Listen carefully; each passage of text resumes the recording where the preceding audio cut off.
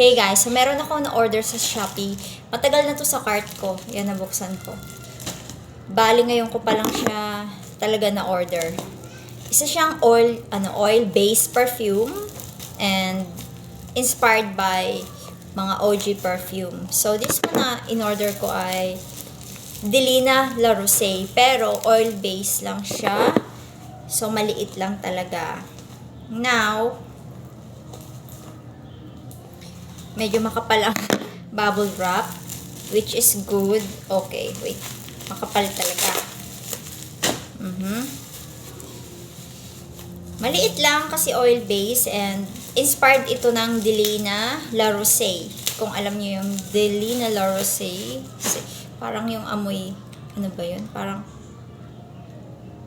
okay. So, I think this is 10 ml. Ang cute ng lalagyan, no?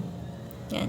Delina La Rose. So, 10 ml siya and pareho naman ng hawig ng OG pero mas lighter. Kahawig nga talaga siya ng ng Chloe. Kung alam mo yung Chloe. Wait. So, hawig naman pero parang mas lighter ito and fresher. Alam niyo yung opening ng Delina na may lychee, rose, ganon. And then yung niya, rosy powdery, yung dry down. Ganon. Oil na oil talaga siya, makintab.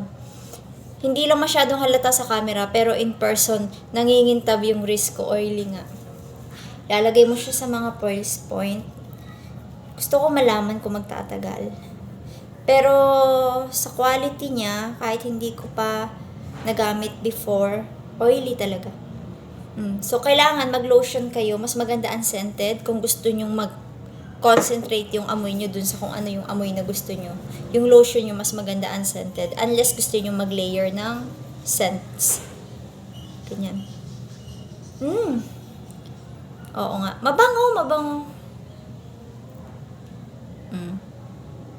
Bango. Lalagay ko na lang dyan yung link kung gusto nyo. Ang ganda din ang lalagyan niya, oh. Maliit lang, pero ang cute-cute. Oh. Yung bottle nga lang nito, parang hindi masyadong... igaganto pa rin pala, sorry. Igaganyan. I-spin mo pa rin, ganyan, oh. Cute-cute lang. So, yun guys. Bango! Naamoy ko na sarili ko kahit ito lang nilagyan ko. Sa ito, saka ito. Bango guys. Oily siya, oh. Madula sa kamay.